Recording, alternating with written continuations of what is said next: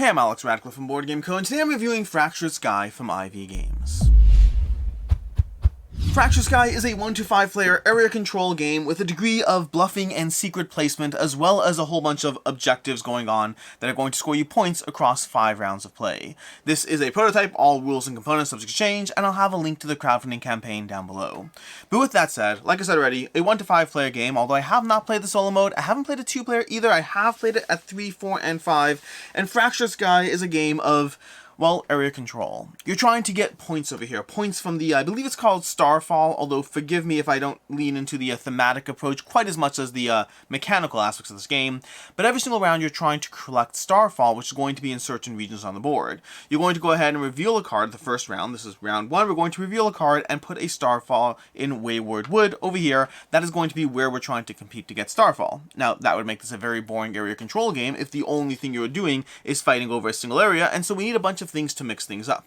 To that end, everywhere on the board has resources. If you have the greatest strength in an area, and we'll talk about strength in a second, but you have the greatest strength in an area and you will get the most resources there. The second most strength will get one of those resources unless you're talking about an area with Starfall. An area with Starfall scores a bit differently. In an area with Starfall, you're going to, whoever has the most strength is going to get the Starfall, second most strength gets the resources, and third most strength gets one resource. So it's slightly different when you're competing over the Starfall or not.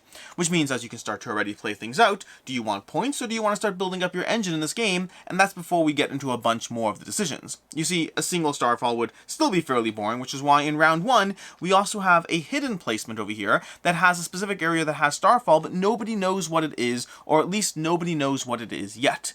You see, across the course of the game, you have a few actions you can take on your turn. You can place one of your 3 main ships onto the board. Players are going to have their 3 main ships, and they're going to have various strengths to them. Again, we're holding off and talking about how that works, but you're going to place your 3 ships on the board. Once you've placed your 3rd ship onto the board, you're going to go ahead and pass. That's where we have this little round track over here that defines turn order, and then once you pass, you'll go ahead and move your spot down, so you're first in turn order for next round, as well as breaking any ties this round, and yes, ties happen frequently in this game, so passing to be first is not an unusual occurrence. So you're placing out your 3 main ships. Once you place out your 3rd ship, you automatically pass. You do not have a choice. What else can you do? Well, to start with, you can build buildings. You're going to have your own little player aids over here, these little player aid cards that will tell you the cost of the buildings. You have markets and fortresses, and then skimmers, which are not really buildings, but can be placed on the board as well. Markets will cost you a gold and 2 wood, and when you place a market out, you're going to put it on any one of these regions over here. When you place it out, now that market will impact all the regions it touches. You have little spots showing you how many regions that is, and you can follow the lines. And that means now, when I win over here in Careening Cliffs, not only do I get a gold and a stone, but I can also choose either a gold and a stone to take on top of that because of my market. If I have 2 markets over here, or even markets in adjacent areas that touch it, I'll go ahead and get 2 extra resources, again being able to choose either of the shown resources.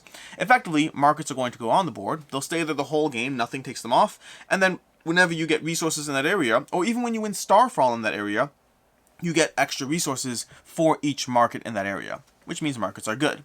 But then we also have towers. On your turn, you can also build a tower. Those cost 3 stone, and a tower will add strength to any number of regions, which is important because, first of all, it increases your strength. Again, we haven't talked about how we measure strength, but effectively, any ship in the game is going to be a strength 0 to 10, depending on what you made that ship when you placed it out. We'll talk more about that. It's going to be behind your screen, but you determine the ship's strength when you place it out, and it's between 0 and 10. The problem is, zeros are useless unless they are next to a tower. Since a tower adds 1 strength to each adjacent area, assuming you have a ship there, it doesn't count on its own, that means a 0 becomes a 1 and can actually do something. Otherwise, zeros are giant puffs of smoke that do nothing for you. So again, we've covered a few things you can do on your turn. You can place out a ship, you can build a building, you can also build a skimmer. A skimmer costs a wood and a stone and adds a temporary single strength to a region. They don't have any impact on markets or towers, so they just are a single strength, but if you add them to your main ships, they add a strength, or if they're on their own, they count as a strength, and you can combine multiple skimmers, although unlike markets and towers, those go away at the end of the round, returning to your supply, so think carefully how and when you want to pay those, although they cost 2 resources, and very often you'll simply get 2 resources back if you actually win there, which means it's not necessarily a bad trade-off and give you a lot of control over the board.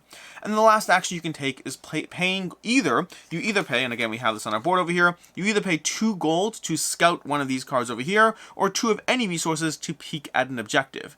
You see, this whole board is an additional way to get points. In round 1, we're going to have 1 card over here. In round 2, we're going to have 2, round 3, 3, round 4, 4, and round 5, 5. Now these are going to be reshuffled every single round, but effectively they are extra places where there's starfall. You're going to pay 2 gold to go ahead and peek one, and when you do, you'll put a marker showing that you've peeked. You'll look at the card, I'll take a look, I see there's 2 resources here. If I want one of those resources, I'll go ahead and mark that there is stone on the card, put it back, and I'll go ahead and take a stone. So I paid 2 gold, but I also take a stone because I saw the stone on the card, and now I know that there's a starfall on torrential tropics, and I'm currently the only one who knows. I say currently because any player can also go ahead and pay 2 gold. Next player can go ahead and pay 2 gold, mark it, and then they have a choice. They can either mark that there's stone again, or they can mark that there's wood, which will tell all the players of the game that this spot over here is 100% torrential tropics because it's the only spot on the board that has a combination of wood and stone. That's not always the case. So, for example, Peaceful Plains and Sinister Spires have the same combination, so over there you would not necessarily have that perfect information. The last action you can do is you can go ahead and peek at an objective.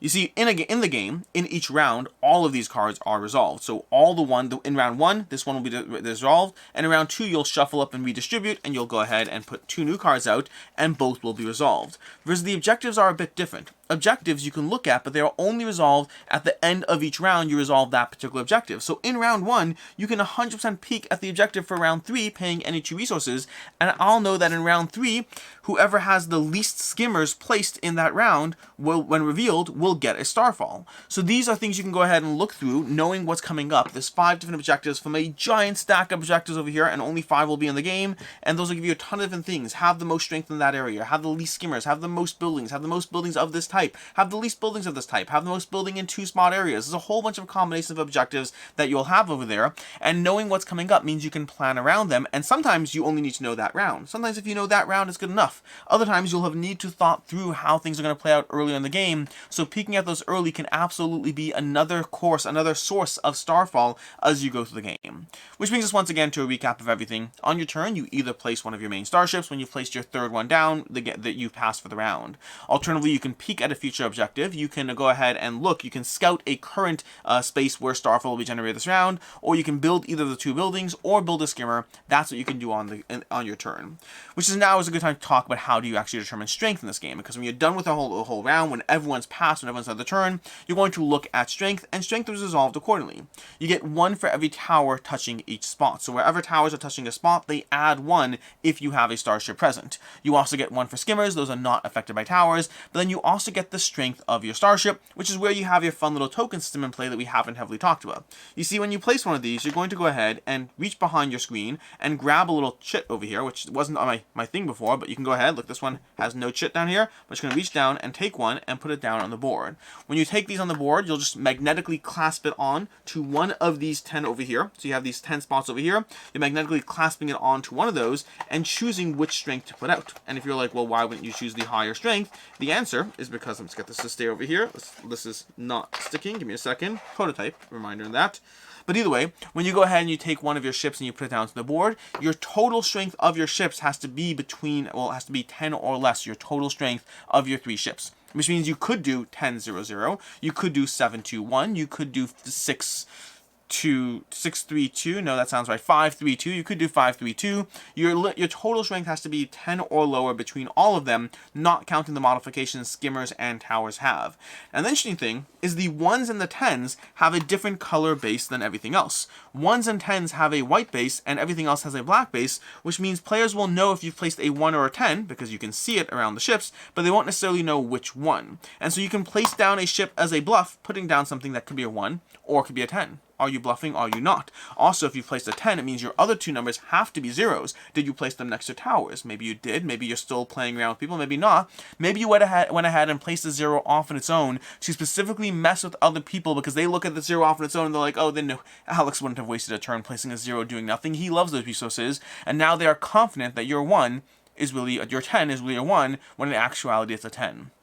the general thought process of what you're trying to go for, what your modifications are, where you're trying to fight for points, where you want to get more resources, and how you're playing the game are all things players are going to have to react to as you go through the game. So once again, 5 rounds of play. Every single round is going to be a single public starfall. In each round, there's going to be an increasing number of private starfall, and then in each round, there's a resolved objective, and the combination of all of that is going to be the points you're trying to go for as you go through this game until eventually you hit the end of the 5th round, and one player has more points than any other, and that player has won the game. And that is basically how you play Fractured Sky, which means it's time for the review, starting off with ease of play. Ease of play on this one, for the most part, fairly easy to go through, although with the caveat, I was taught this by the designers, so this was one where it's an easy game to learn, very procedural as far as everything going on, but I also have not learnt this from the rulebook, so take that into account. For all I know, the rulebook is the worst piece of written rules that ever exist. I don't know. All I know is in the past, once or twice I've covered games where the rulebook was not great. I learned from the designer, which is why I like to give caveats when that's the case. So if the rulebook is bad, don't blame me. But also, it's IV games, and their rulebooks have historically been good so far, so I'm assuming it'll be fine. But past that, the game itself tends to run around 90 minutes. It could run around a little longer, a little shorter, depending on player count, as well as AP, how AP the players are, but for the most part, around a 90-minute experience. As far as what I like, don't like, and can see others not liking, starting off the bat, the general production quality, the theme, the production, the art, all those things, this is classic IV games. They put out top-notch games, and it's worth noting, this is the deluxe version of the game. There is going to be a retail version of the game without miniatures, with chips instead, or chits instead, that will carve tokens effectively to replace everything there.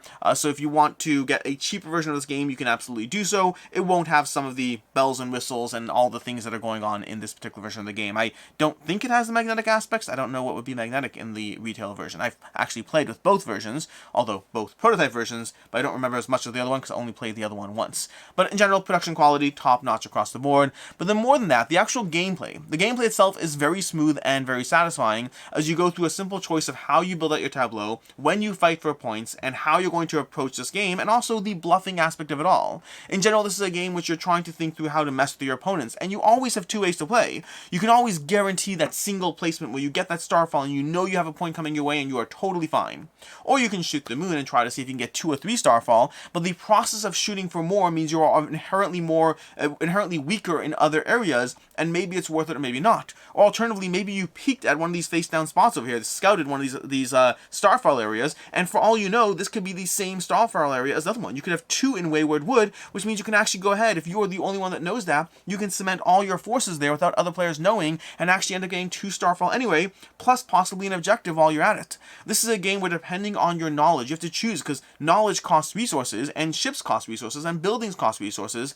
Everything you do in this game costs you resources, and it's where you put your resources that will determine how well you do. Do you go ahead and spend all your gold scouting various areas, getting resources back, but learning information what's going on? Do I save my resources and try to follow what's going on by looking at what you're placing, because I know that you could look at those cards, and so you have a bit more knowledge, but I can kind of follow you if I plan accordingly. Meanwhile, I'm sitting here building up my market, so I have an area that has 3 or 4 markets placed in it, so every round when I place here, I'm just getting a chunk of resources. Whether I win, lose, come in last place, it doesn't matter. I just have guaranteed resources flooding in, so the first 2 rounds I got fewer points, but the rest of the game, I am a competitor because I have the money to pay for everything I need to do. There are many ways to approach this game when you choose to look at objectives in this round and future rounds, whether you choose to scout, to peek, to build, whether you focus on towers so you have more strength on the board early game, or whether you focus on marketplaces so you have more of an economy to catch you up late game. There are a variety of ways to approach this game, and all of that is doubled up in the fact that there's a degree of bluffing to your placements. There's a degree of thinking through how are others going to read into your intentions, what do they think you're going for,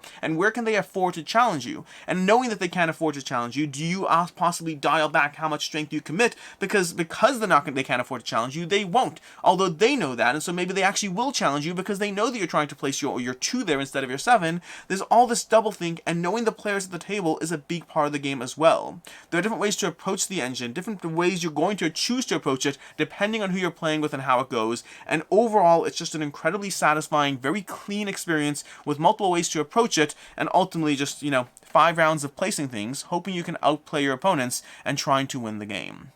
As far as things I don't like about the game, there's really only one thing, but it is a big deal for me, which is the game is a very, very clean system. And I mean that as a pro and also a con for me. I'm someone that likes powers and abilities, and there's not a lot that changes up the game every single game. Mostly the objectives, like I mentioned already, a giant stack of objectives, that's the thing that's different. So you have different objectives, but past that, you're vying for starfall in the area. You're going to try to approach the game a few different ways by, you focus on marketplaces, on towers, you focus on early game points, late game points. There's going to be different ways that you play through the same kind of puzzle, but mentally speaking, it is the same puzzle. This giant stack of objectives is the only real variability you have game to game, and as someone who likes that variability, as someone who likes powers and abilities, as someone who likes different reasons to think through how to approach an engine, this is a game that, having dove into it around 5-6 times by now, I think I've seen most of the core ways to approach it, and now I'm just going through the same engine, as opposed to feeling like there's new ways to approach the same puzzle. So for me, limited variability as someone who likes powers and abilities in games.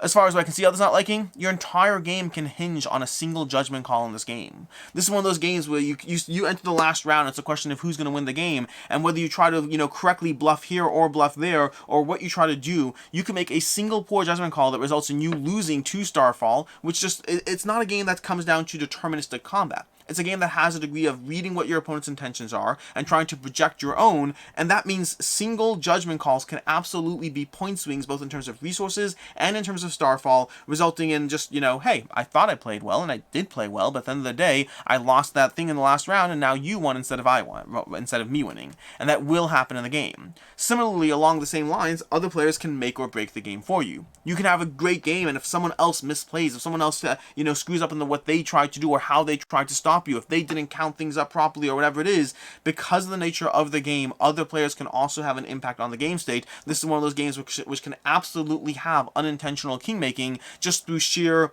inefficient play by the other players, as you're all fighting over different areas and you're all trying to, well, ideally win, but also make sure that that person who's ahead by 4 points isn't actually going to get another 3 points this round. And so it's one of those games that, because you're all playing through this, hidden information aspect, both your own game can come down to bad decisions, as well as your game can be impacted by someone else's bad decision in a way that's always present in every game, but is slightly more present due to the nature of this game. As far as final thoughts on Fracture Sky, I really like what the game is doing, and it's very reminiscent of a few games. I'll talk about this in my recommendations, but it's very reminiscent of a few other game systems that I really enjoy. The only real downside for me is the lack of reasons to dive into it again and again, as far as I'm concerned, the way that I approach games. The game is clean, the game is well done, the game gives you a lot of things to think through as far as your not really worker placement, I almost said worker placement because you kind of have worker placement, but your area control in the game, and the combination of the bluffing and the combination of the way you can approach the game with the tableau building, with the objectives. There's a lot of things going on here that work beautifully together. But also, again, not a ton of variability, which is the one downside for me, but it's a downside that does have me questioning whether this is the kind of game I play 10 times or the kind of game I play 30 times. For me, this is a 4 out of 5, and it's a game that I'm very much looking forward to expansions, even though the game isn't even out yet, because again, I think the core here is beautifully well done. I just want more things and more specialties as far as reasons why I'm going to dive into it again and again and again. But past that, from a gameplay stance alone, it's a 4 out of 5.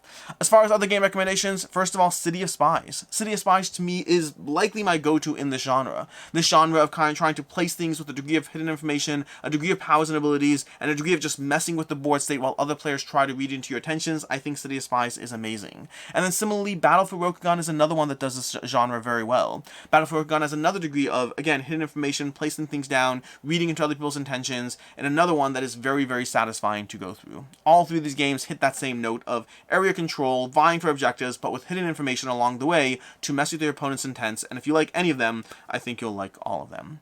In any case, and until next time, I'm Alex Radcliffe from Board Game Co. Hope you enjoyed this video, and as always, I hope you have a good one.